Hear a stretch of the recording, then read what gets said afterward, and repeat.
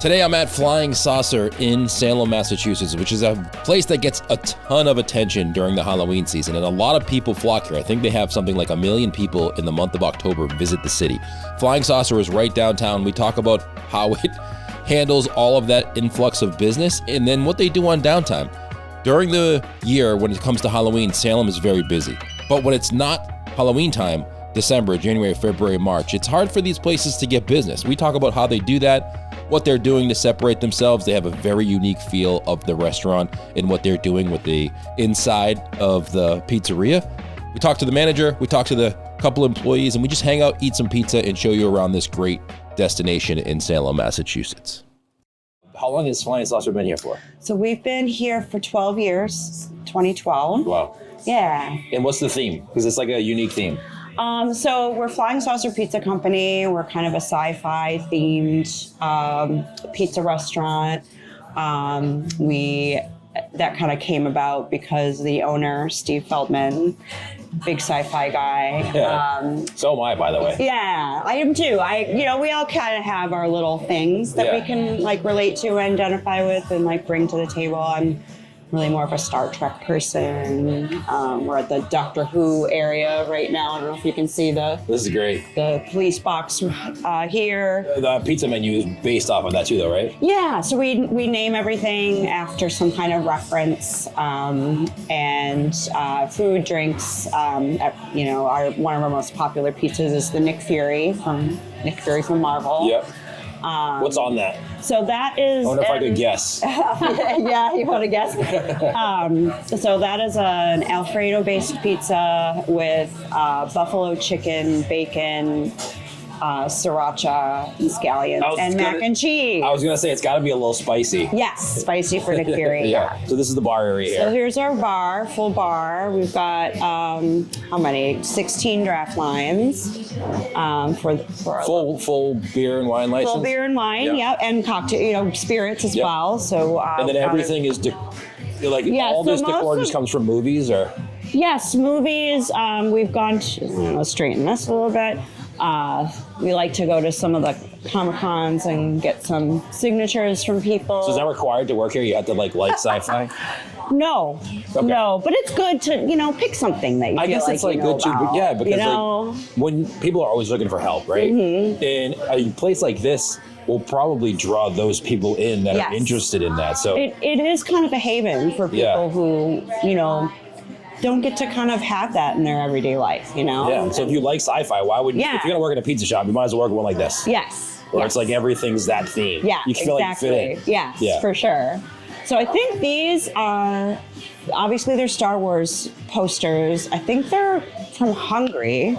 From Hungary? Yes. So it was the owner told me about this, and now I don't remember all this the decor is details. like from the owner's collection? Yes. So his wife was like, you need to get this out of the house. And he's like, I'll make the restaurant a sci-fi restaurant. I mean, that's kind of smart. So yeah, we're in the middle of redoing our chalkboard right now. That's always a big art piece that our staff puts together, and so they're working on that now. We just doing our winter board, but we have our vegan slice always listed. And what's this guy over here? That is Locutus of Borg from Star Trek. I don't know if you are a Trekkie, but I'm not a Trekkie, but I'm definitely so aware. Jean-Luc Picard got captured by the Borg, and then he got assimilated. So he was half Picard, half Borg, and they named him Locutus of Borg. And he doesn't go with him, but he's just hanging out. I know who that is. Boba Fett. Yeah. So. Yeah, we've got Locutus here. There must be so many pictures taken with him that people put on social media. Yes. I bet, yeah. Yeah, we had him over there for a little while and had bubble, resisting flying saucers feudal, which is the Borg catchphrase. Yeah. I'm nerding out on you now. It's all good. We'll put the definitions in the description below. Yes, in the description below. Yeah. A little link to the episode. Yeah, I like that. So not too many tables. This is pretty good. So we've got, we call this 8 tables here. We got 2 in the bar area where we were sitting, and about 13 at the bar. When our patio's rocking, we've got only 8 tables. Is that your patio right there too? No, it's just this smaller area here. We do have a you seen like those like dome igloo? Yes. We have one of those we're going to put together this winter. So How many people can that fit? probably 6. Well, that's good. I think, yeah. How do people find you? Is it mostly just people who come into Salem, or is it like social media, or what do you guys do for marketing? We do social media. We're on all the platforms, Instagram, Facebook. We're start setting up TikTok. And Salem definitely does have a nice community, of locals, and the locals kind of take back the city after after the madness is done. So yeah, we do some things. We have a cocktail club that we invite people to join just to sample through all our cocktails, because we have a full bar, beer, wine, and cocktails as well.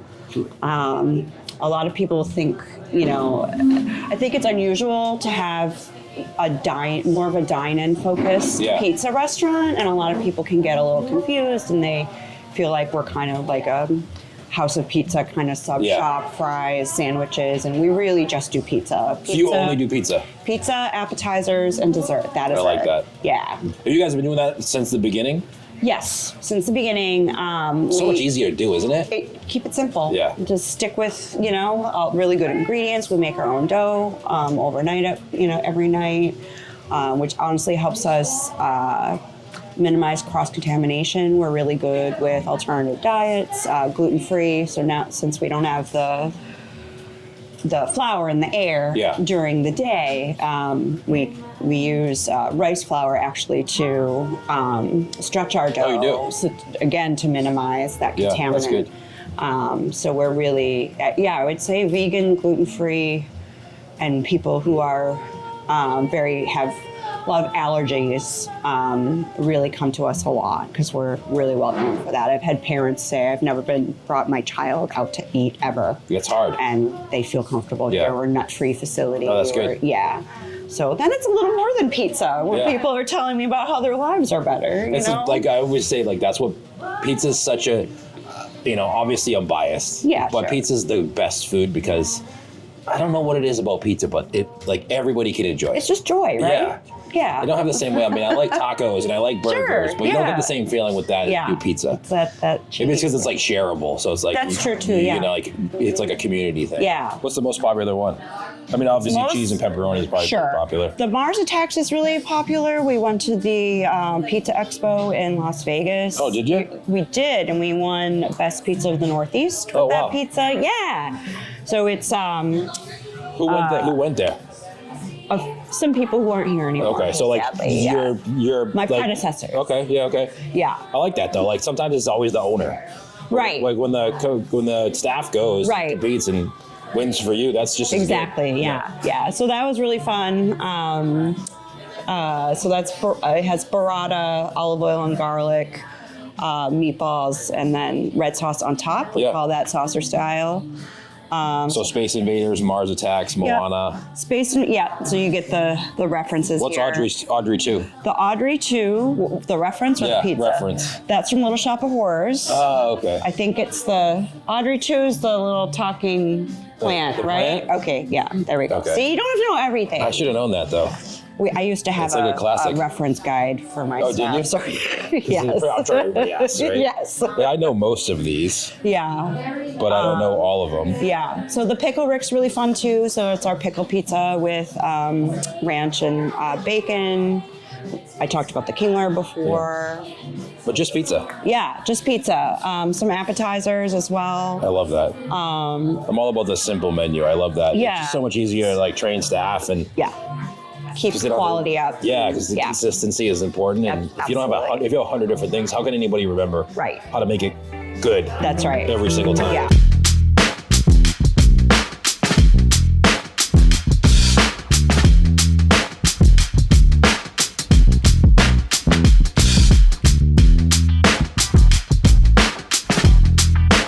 This is the most popular one? I think so, yeah. Yeah, that and the Nick Fury. Yeah. Nick Fury's a lot. It's like, mac and cheese. Buffalo chicken. That's that one right there? Yeah. That's for a customer outside? Yeah. Table 1, please. What about deliveries or takeout? Where do those go? Those go in our hot box right out here. So Uber Eats, DoorDash, they come in the front door and they grab them? They come in the front door, they ask us for it, and we've got one on order right now, but we've got this hot box right here that we keep everything warm. And they just come over to the counter? They come and talk to us here, and we check it before it goes out. I mean, they're checking it too, but the front of house will check it before it goes out. Also with phone orders are not third party. We'll always ask the customer to look at the pizza before they leave. Make sure it looks good to them, make sure it's that we didn't forget a topping, or sometimes with online ordering, it can get a little confusing because there's so many combinations with pizza, like I want half this and not half that, and making sure it's easier to fix here. Do you do half and halves? We do half and halves, yes. It's hard with half and half specialty pizzas because there's so many toppings that go onto it. And build your own. It takes different cooking times. Yes. Yeah. So it's good. I always tell them easier to fix it here than at their house. Totally. So please look and make sure it's good to go. Yeah. You want to go back in here? Yeah, go ahead. That next one. Yeah, the cheeseburger, crab rangoon. This one right here? No, it's Sandy. Okay, what's this one? Just cheese? He's making cheese pirate. Big us up. Check out, where do we go?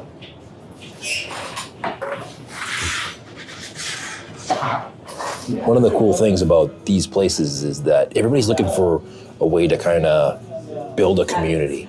And if you can, first of all, the menu, super small. There's only like pizza, some cocktails, drinks, couple sides, not a big menu whatsoever. The reason that you don't want a huge menu is because it's hard to train people to do the same thing if you have 100 things over and over and over and over and over again. And if you've been following this channel, I talk about the same thing over and over again about small menus, easy to train your staff, very simple, but you can be consistent with it and you can get the customers to come back over and over again to get the thing that they want. And I know some people get bored if they keep making the same thing over and over and over again, but they do something pretty cool with every March Madness. The kitchen crew comes together.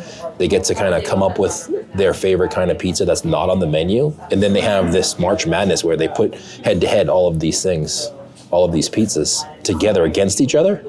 And the community gets to vote, and the winner gets to maybe even stay on the menu, or it can be something that comes back from last year. But it's a good way to keep your menu small, but also be able to kind of let that creative, sometimes you get bored. It's like Groundhog Day. You don't want that to happen. So every once in a while, you can create something new and put it out to the world, but still maintain the easiness of running a pizza shop with a small menu.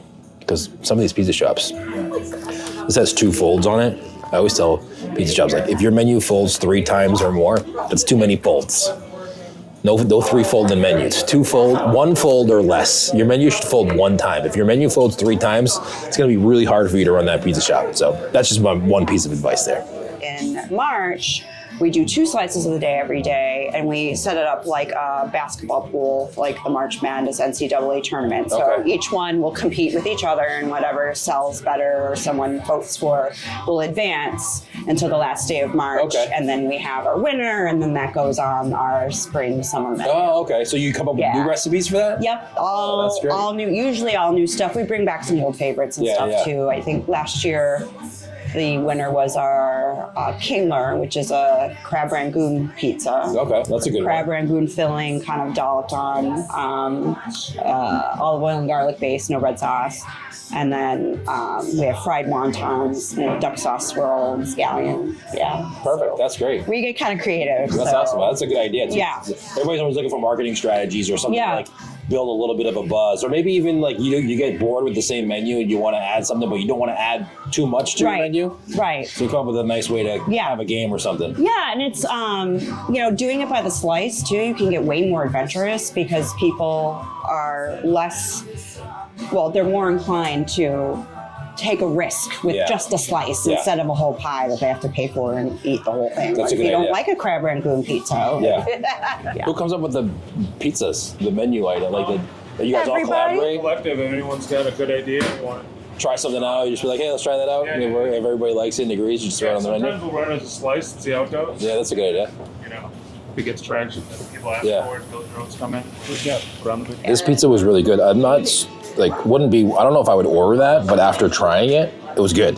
That's exactly what every pizza shop should have, is like a slice thing where the people can try a slice of a pizza that's not a usual slice that you would get and be able to try it with no risk, right? Like, that's just $1. That's what it costs to make, but you're getting a customer that could potentially get a new pizza that they love, and they feel like there's no obligation to try it. And there's nothing they lose. They don't lose anything. So, but that's this one. This is crab rangoon filling.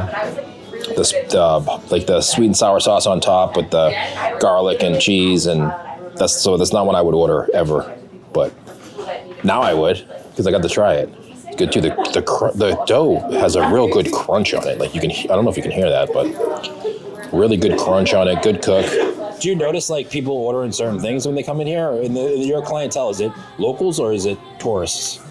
It's both. It's both. We do have a lot of locals. Do you? Yeah, and then I feel bad in October we don't get to see them that much because a lot of people don't venture downtown if they live here. So we're trying to think of some things to kind of at least make our food available to them in October. So we might do some pre-orders and stuff next year. I was trying to think of ways to do that. That's good.